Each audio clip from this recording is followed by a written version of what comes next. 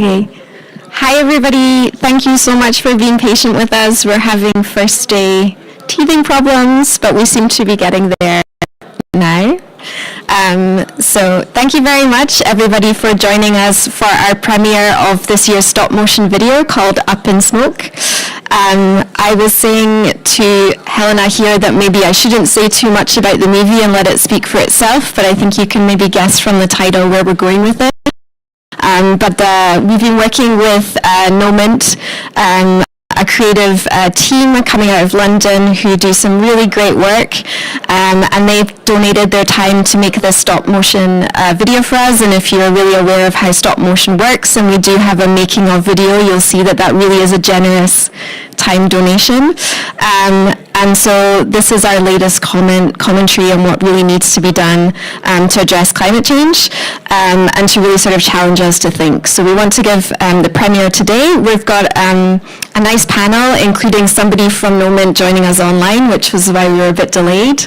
But I want to first welcome, and I'm going to try and pronounce correctly, Yanis Konstantinidis, who's joining us online from Moment, who is the creative director, and he specializes in doing these type of visual productions. He's been doing it for 17 years, and he's worked with us over the last couple of years. So welcome, Yanis. I can't see you, or I can see you now. Welcome.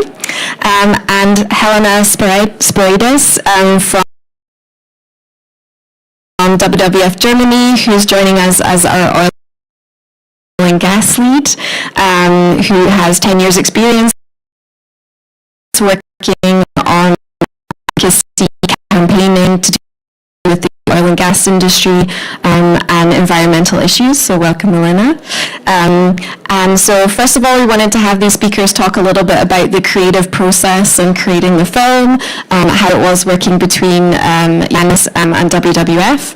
And then I want to invite another two speakers to the stage, Alex Rafalovich, from the Fossil Fuel Non-Proliferation Treaty, and Fernando Carvalho, who is our head of policy in the climate practice in WWF, who is in line getting her badge, but she will be here. So Fernanda, she has a background in law and international relations, has more than 20 years experience working with NGOs, governments, international agencies on climate and biodiversity, and has been leading the mitigation work, and so could talk a bit about the subject matter around the film. And Alex here, again, a little bit of a teaser, can talk about the Fossil Fuel Non-Proliferation Treaty. He's been a policy analyst, campaigner, strategist for 15 years, working with CAN, the Climate Action Network, 50.org, etc., and also has experience working in digital campaigns across, it seems, from the list here, across the whole world, and has a background in law and economics. So these two will be talking to us on the content. But before we do that, we have somebody else on the stage. I would like to invite our head of the climate practice, Manuel Pagar Vidal, to give some opening words. He is our head of practice with more than 35 years of experience, doing some very impressive things, Minister of Environment in Peru, and also president of the 20th Conference of Parties, so really kind of understands the way that these work. So I'm going to invite him to the stage for some opening remarks, but I feel like the first thing that we need to do is premiere the video, and hopefully everything will work. And so we'll pause first, and then I'll invite Manuel for a few words. Thanks. Don't you know?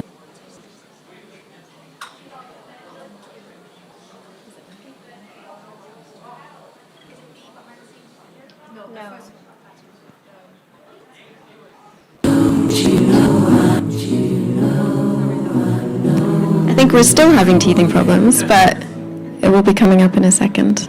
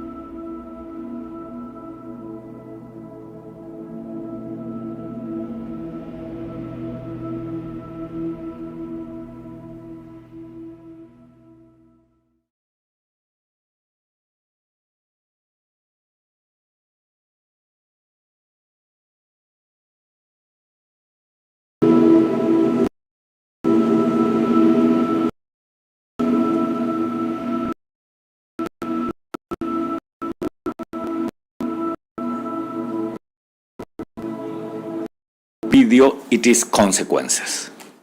No? When we saw this little child running, and we saw all these dead animals and the forest, no, and all those consequences, what it is showing, it is what it could happen if we continue delaying our actions. And that is something so important, because we are currently suffering the consequences of climate change. Today, early in an event about communication, I was saying the best communicator of climate change is climate change. Because through the climate extreme events, immediately it is saying what it could be the cost of the lack of action. No? And again, so this is showing the consequences. But the third idea, it is the sense of urgency and emergency. Because this little child seems that she cannot breathe. No? She's suffering. So she's looking for some action with sense of urgency, because she's suffering this time of emergency. And that is the current time of the planet. We are still talking about the decisive decade, no? But we are in almost 2024. So we just have 6 years ahead to fulfill with some objective as the only way to avoid an overshoot, to get a net zero and to fulfill with a 1.5 promise. But we are not acting. And the point it is that we are not recognizing. I remember that we used to talk about urgency before of Paris Agreement, but seems that we are forgetting this sense of urgency and the times of emergency that we are living in. Not only the poorest places of the world, even the most developed, are suffering the consequences of climate change, but even never seen events as in Acapulco some weeks ago. No, I think that for the first time ever a hurricane of grade 5, no, in the Pacific coast of Mexico. No? And also what it is happening with the warming current in the North Atlantic, never seen. So it is not that we could continue having regular climate extreme events, but never seen extreme events. So that sense of urgency and emergency, it is key. But also in some way, this little woman, this child, it is showing us the action. No, she's taking action. She's taking action looking for clarity. There is clarity. And in case of the energy transition, the clarity, it is because of the renewables, and it is because the energy efficiency. So there are alternatives. There is a cleaner. And that cleaner, it is something that we have to promote, no, as a way to breathe again. But we have to act. And this little child, it is showing by climbing the cliff, no, that it is by acting that you can see that clarity. And it is true. We are navigating above or in the bottom of the smoke, no, and we are not looking. No, what does it mean, that clarity? We have to raise our head to see that clarity and to act towards the renewable energy. And two last ideas: vulnerability, no, because how vulnerable we can be, and probably the little child also, it is showing nature. How much nature is suffering and how much nature is looking, no? Also as a way to see that clarity, that clear air, as a way to breathe, as a way to keep, no, the nature alive. So I think it's a fantastic video. It is showing well the sense of urgency and what we are looking for, to phase out fossil fuels.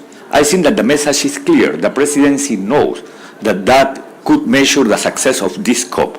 So let's share this video, let's share the message, and let's continue working towards phasing out of fossil fuels as a first step to continue developing further action. Thank you.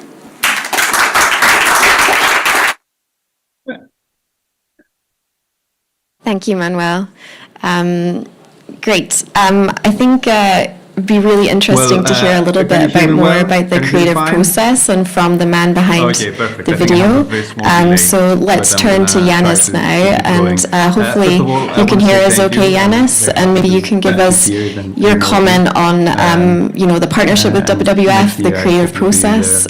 Thank you. And Well, can you hear me well? Can you hear me fine? Yeah, that's great. Interpretation. Okay, perfect. I think I have a very small delay, but I'm gonna try to keep going. First of all, I want to say thank you. I'm very happy to be here even remotely. This is the third film. Next year, I hope to be there with you. And I really want to thank Amar for his amazing it's a very interesting experience. interpretation of the film and the collaboration. The very good words, and it's very, very kind. Pleasure. But so every year we come in. I want to say a few things in terms of the. This is the third film we create in partnership with WWF. The first year, which was for COP28. Every year, it's a very interesting experience. The collaboration itself is great, and it's always a pleasure. But every year we come in quite cold last year in terms of the issue at hand, right? And initially, I mean, the first year, which was for COP26, we talked quite about an interesting the melting ice of the Arctic, and it was quite interesting the cause and effect that this has to the world. For the film. Last year it was about the wildfires, and again, the cause and effect. Very, very and to do. This year, it's part of the it was quite an interesting. It was very different than the previous years, and it was quite interesting in terms of easily the conceptual process for the film, and especially if you because when we had animation, first of all, because all of these projects are very, very difficult long process. And it's part of the idea that as part of this process, we are using an incredibly an element that is not easily manipulated, right? So, and especially if you combine it with stop motion animation, which is famously very tedious, and it's a very long process. And suddenly you have to use smoke as part of this process. This is obviously an incredibly demanding just because idea, right? So that's a difficult process, just. So I'm saying that because it was the same with the ice and the fire, and suddenly we find ourselves a few months ago talking with the team and with the WWF team, and but then we were sure that we're not going to do another one. Just because it was such a difficult process, just the practical, process of working with ice and fire, and we didn't have an idea as well. We were like, we couldn't for us, smoke, and again, coming in cold in this discussion, underwater, but it was the whole discussion has now. But then we had this discussion, and it felt that this year is consolidating the discussion, opinion, which is the discussion that there is a solution. It's clear for us. I mean, and again, coming in all discussions, right? Let's forget about the whole discussion has now matured, right? It has options that we have out there, and let's focus on what everybody and what is consolidating their opinion, which is look, there is a solution. It's clear. Obviously, not everybody, but there is no other. Let's forget about all the other discussion. False and this is options that we have out there, right? And let's focus on what we know will work. This was very interesting. And what for us coming out, everybody now agrees that this is the way forward. Obviously, not everybody, but because before we're doing from it's about this side of the discussion, but now no, it's not. And this is phasing out fossil solution, right? And that's what we need to talk about. This was very interesting for us coming in cold. That was a very interesting point.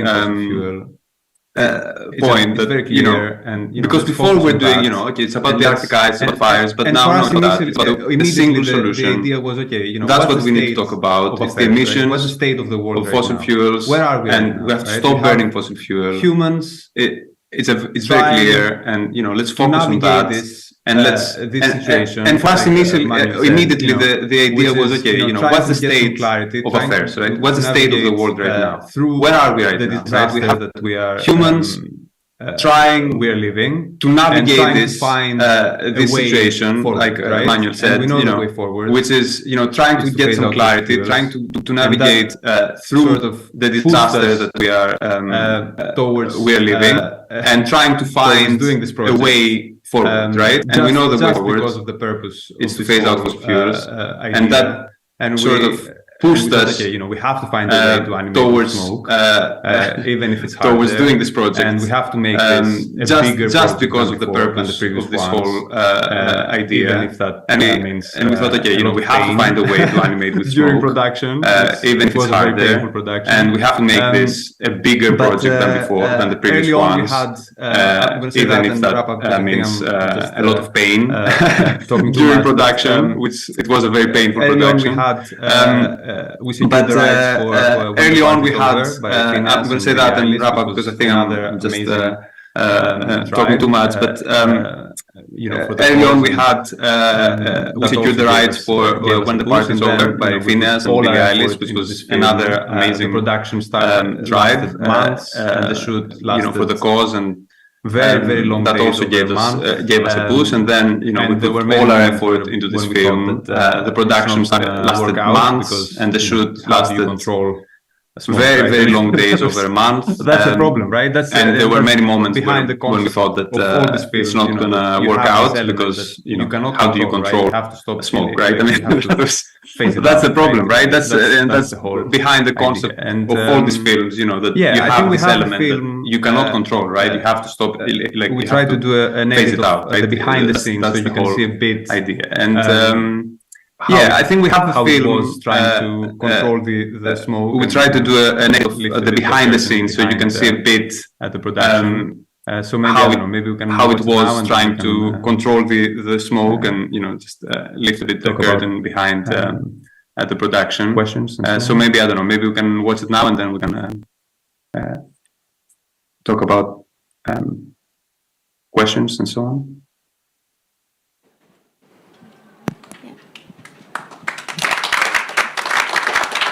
Thanks, Yanis. Yeah, moving on to the behind the scenes video, I think.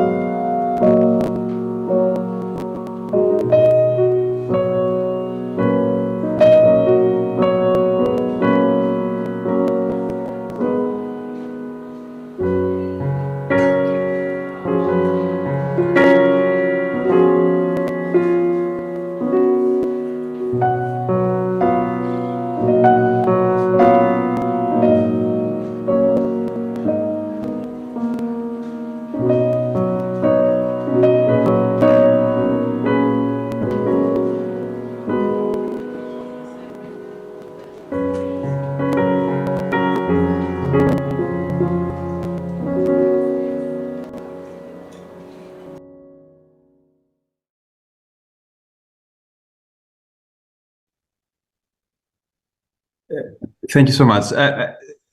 You're right. And generally, I mean, it's interesting because we've been working with animation for many years now. It's almost 20 years. And the world is becoming more complex. And obviously, climate and climate solutions and the global effects of the climate crisis is a very complicated matter, and how you talk about it is also very complicated. So trying to simplify it was indeed, the main task of this, the first task. How do we simplify? And it's the same with the previous films. How do we get something that is it carries a lot of emotions for people, but also a lot of information that is complicated, right? It's complex and it's hard to decipher sometimes. And the solution again, carrying from the previous films was, to go back to the story of the personal experience, right? And how do you as a human, as a small girl, how what is the story that you live, right? And it's part an allegory, obviously, but it's part the truth, right? This is what humanity goes through, and the girl is a representation of humanity, right? This is what we are all experiencing as a team, right? And but making it a simple story with problems that you need to overcome, and how this girl navigates this story and tries to escape it is the solution we gravitate to. And it is a bleak story, but I think as a general approach, I think the idea is that it's it is a cliffhanger, right? That's where we are now. That's how we felt along the whole way, right? That things are not where they should be, but they can be better, right? There is a way to find solutions, right?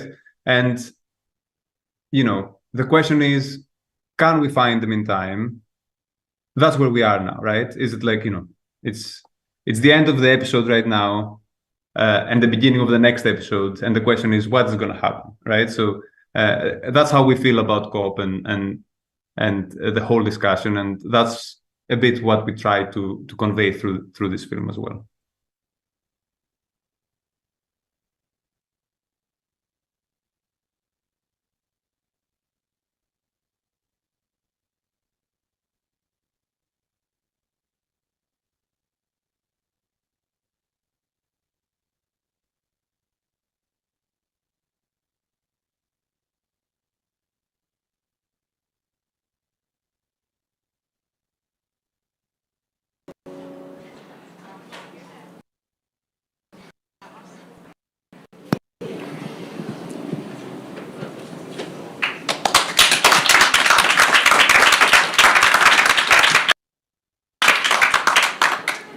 Thanks. And thanks, Yanis. That's amazing. I actually in the hands of politicians to make the decision which will take us away from that beautiful but sad film that you made there. Helena, maybe I'll turn to you very quickly. I wanted to ask you maybe the flip side of what I said to Yanis. What are the type of messages that maybe you felt would have been nice to capture, but it was just too difficult? Is there anything here that you think there were any key messages that you thought from the policy side were just really important that you maybe capture to a broader audience? I think we are exactly at the moment where the little girl is. We went through the bleakest time. We are on top of the mountain. We look around. We see smoke. What do we do now? Do we want to see more smoke? Do we want to see coal? Or do we want to see renewable energies? So that's the moment for us to make the right decisions on how to do the energy transition, how to be funded for that, how do we do it in a fair way, how we do it in a way that is not going to have big impacts in the environment. So the moment is now for making those decisions. So we've come to this point, and we have to sit with that discomfort of this is real, this is happening. We cannot sugarcoat it, and that's why it's not such a happy video as sometimes we do at WWF, but we thought that this is the time for us to really absorb this feeling, really feel that, and go beyond. So now 100% renewable energies, no new areas for fossil fuels, no new areas for coal, no new areas for oil and gas, and 100% in renewable energies. And yeah, that's not the next movie, but hopefully it's the next reality. Let's see. Thanks, Elena. Maybe I'll pause here. Does anybody have any burning questions for Yanis or Elena about the creative process or about the thought behind it?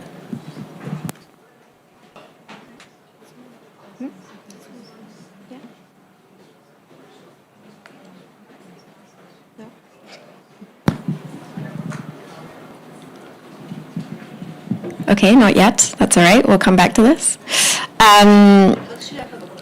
Okay, we have one question.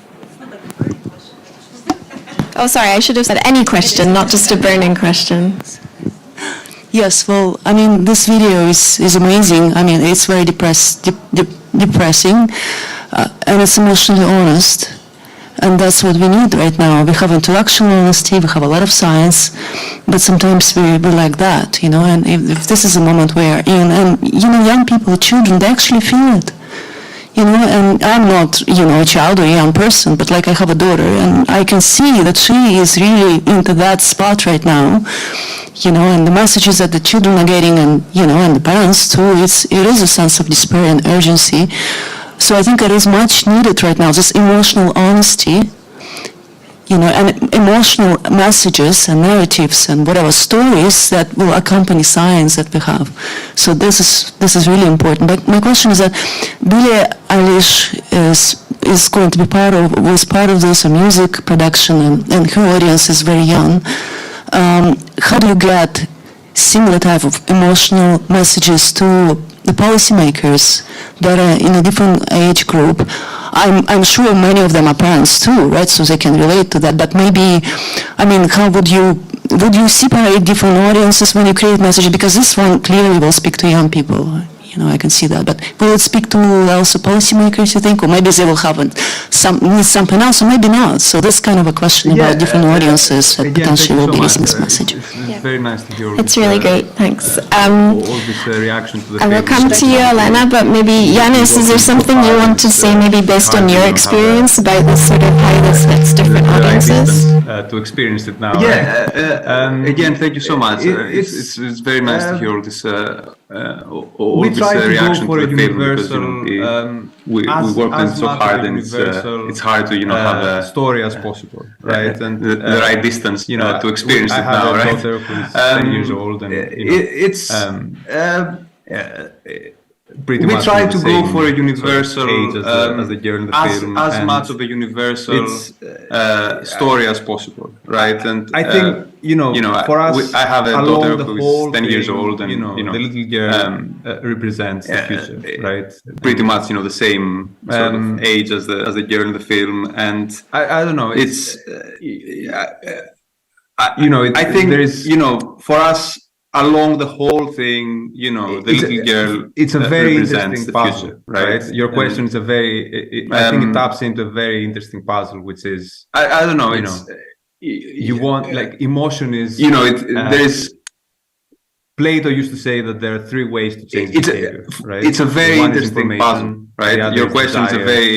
I think it taps into a very interesting puzzle. And I think there is a lot of information out there. You want, like, emotion is, and there's a lot of knowledge. There's a lot of desire for a better future. We know this, right? One is information, everybody the other is desire, and the third is emotion. And I think there's a lot of information. I hope want a better out future. there, and there's a lot of science, and there's a lot of knowledge, and there's a lot of desire for a better future. We know this. This is, to bring people want. Everybody wants a better future. It's not. This is not. All policymakers, I hope, want a better future. That nobody is wishing for a worse future. I hope it's a universal. And I feel like as creators, for us, our job is to bring the emotion into the discussion. Things, because and tap into being through this, you see the young people, you see the emotional spark. Your children. I hope it's a universal video for serving for this world to them, and again, you feel, and then I think the same for younger people. Things, because you've been through this, you see the young people, you see your children, and you feel like, okay, I don't know. I want to serving this world to them, and story. And then I think the same for younger people. They feel that it's a very relatable issue. So I don't know. I want to believe that it's a universal story.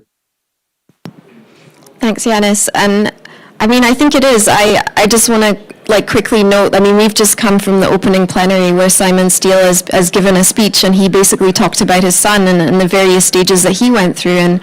And what he was saying is it's about just understanding, the future generations and making sure that we're making the right choices. So very much in line with how he's reaching out to policymakers, which I think is a really interesting sort of parallel to draw. Elena, do you want to comment on that as well? No? Okay, fair enough. Don't have to. Yes, please do, Manuel. Because it's a good point. Probably sometimes decision makers think that they are taking decisions that could change things, when Decision makers are taking decisions because the world is demanding that decision.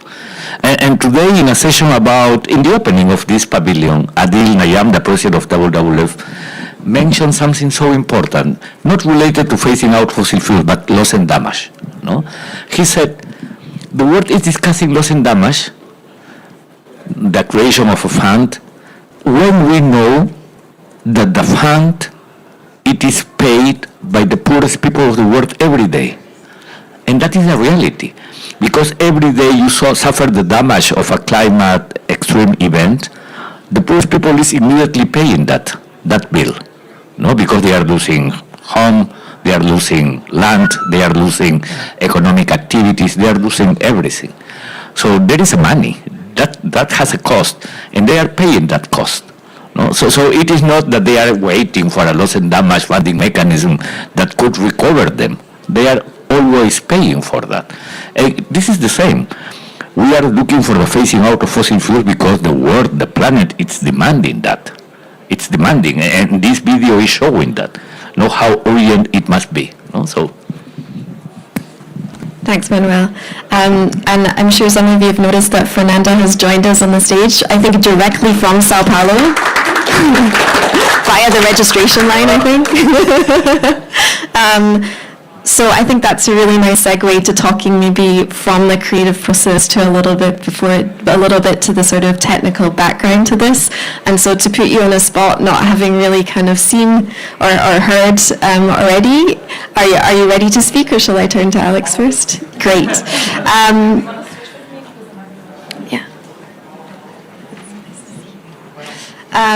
So Fernanda, putting you on the spot. Would you maybe give us a couple of minutes on the urgency of the fossil fuel phase-out message at COP, and maybe some of the hopes that we have? Well, yeah, I mean, I'll start from the emotion point of view because, a Brazilian Pisces would never, not talk about that. But, yeah, what I wanted to say is that every time I watch the movie, and I watched it quite a few times, and I showed it to some colleagues, I liked it more and more, and I was moved by it. I think it's so hard to talk about fossil fuels. I mean, we are here among people that know what that agenda is and what we are asking for and why it's so important. And that was a way to, I really think you did your mission that you said there. I mean, for the broader audience, for the voters, the future voters that will be choosing leaders, that's a very clear message. So I was very moved, and it touches upon many things that WWF cares about, animals, the future of people, oceans, and all the other agendas that we are here defending. And talking about fossil fuels, I mean, this is a demand that, Alex will talk about it, but for example, on the fossil fuel treaty, we have signatories. There are countries, there are subnational entities, there are individuals, there are scientists, so there's really a movement coming up for us to take up this agenda, and it's completely backed by science. AR6 was very, very clear. It's unequivocal. We're not going to keep the temperature to 1.5 if we don't phase out fossil fuels. And I think this is going to be a fantastic COP. The agenda is huge. We have many things to discuss, many things to build upon. But the success of this COP, what will be communicated, and I know my boss and inspiration, Manuel, agrees with me. The success of this COP will depend on the signal, the political signal that we get on phasing out fossil fuels. Everything else is a nice to have. So that would be my comment for now. Seamless, absolutely seamless. Thank you. That was great. Okay, so maybe I'll turn to Alex to talk a little bit about the importance of a clear ask on the fossil fuel phase-out. I mean, like Fernanda said, I think this is a really clear movie. So on the policy side, how can we be very clear on what we want, and what kind of campaign strategies can we be employing? Thank you. Thank you very much. Yeah, thank you. Watching that movie, I was thinking about the phrase actually that some other organizations have been running, which is cease all fires. That the call around stopping the war in Gaza is connected to our vision for ending the burning of fossil fuels. That actually the world that we're looking forward to is a world where we don't need to burn anything anymore. That there's no need to burn wood or coal or oil or gas for our energy, whether that's for cooking or transport or for heating or for leisure.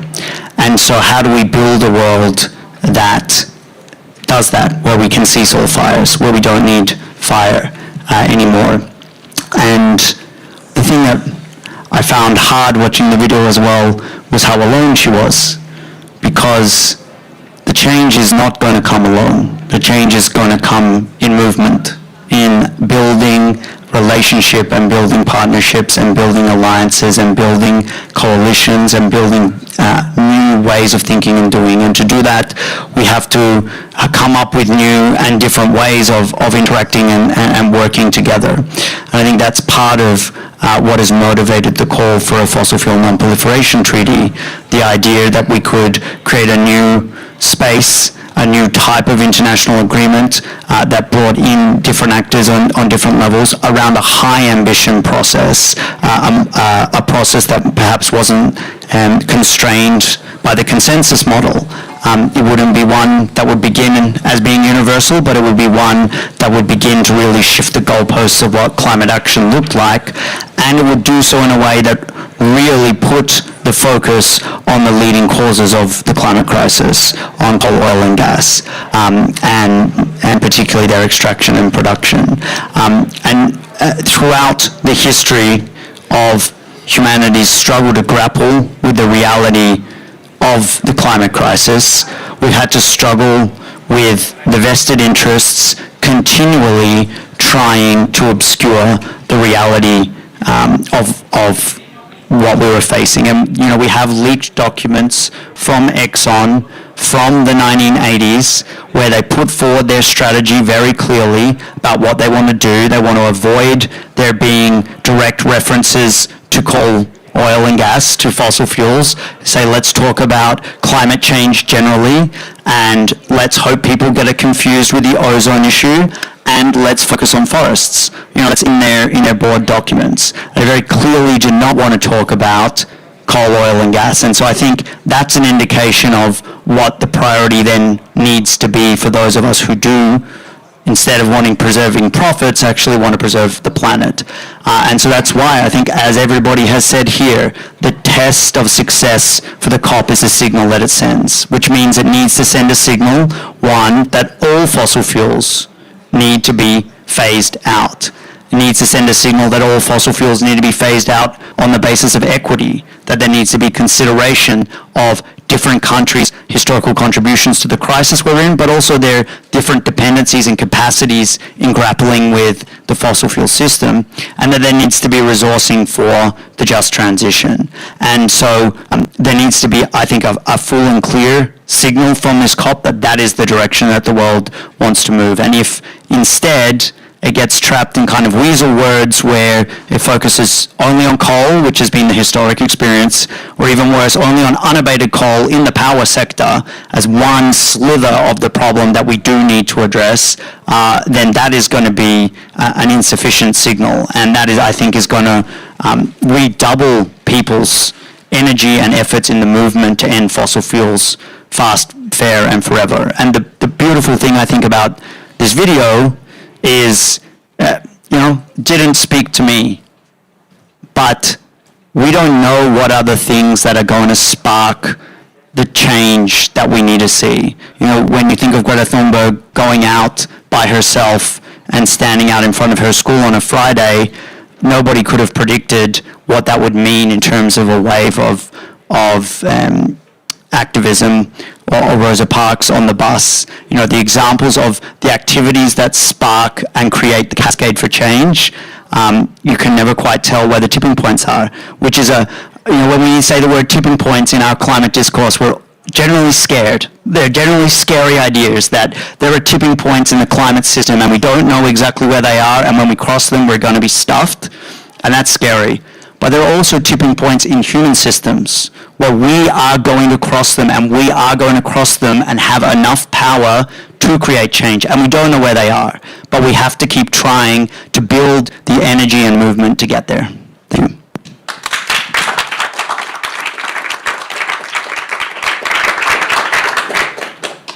Thanks, Alex. And I'm really happy that you talked a bit there about the just transition as well, because I think that's a really important tipping point, and maybe we can dig into that a little bit more. So again, we're going to go into a couple of questions, and we can come to the audience a bit later on this. I want to come back to you on what you said. There was a lot of great stuff in there, but first maybe I turn to Fernanda, who's got so much experience in these type of negotiations. So I would be interested to know on how you think we can move things forward at this COP, and where you sort of see things landing, and maybe some of the sticky points you think we need to overcome. Okay. All right. Yeah, very easy one. But I think it's important to mention that at the COP, there isn't a track dedicated to this discussion on energy, which is quite a contradiction because we know that fossil fuels is about 80% of emissions. So how are you going to sort the climate issue that we are all here, everyone came, and me from São Paulo after a flight canceled and everything, to tackle this problem? We need to tackle this problem. So I think that, we as WWF have always pushed for the UNFCCC to take a more sectoral approach, and we think that's not a contradiction with the Paris Agreement, but an evolution to the Paris Agreement. It's the logical way. You already have sectoral discussions in the convention, such as the Coronivia process on agriculture. You also have the oceans discussion. For the ones that have been engaged for a while, we also saw discussions on REDD+, so it's not quite a new thing that we are asking for. We are hoping that the GST will send strong signals on phasing out fossil fuels. There should be a clear political message in a cover text, if there is a cover text. That's not so clear yet. So there are many other processes. There is a just transition work program. There is a mitigation work program. All those processes could be connected to the strong signal that we need to phase out fossil fuels. And I also wanted to highlight something that came to mind when Alex was talking about it, is that, it's phasing out fossil fuels is a process. No one is saying stop fossil fuels today, but we need a process for that, and we have all the enabling conditions for that. The technology is there, prices are dropping, we have the renewable sources that can replace the fossil fuels. This is very, very important. The IRENA agrees with that. The IEA, the International Energy Agency, also agrees with that. So there's no more excuses. It's political will that we need, and that's why we're here for, I guess. Thanks, Fernanda. Alex, I feel like there was a lot I wanted to ask you, but I'm going to go straight for the kind of, I think one of the issues which always seems to pop its head up when we talk about fossil fuel phase out, this idea of abated and unabated.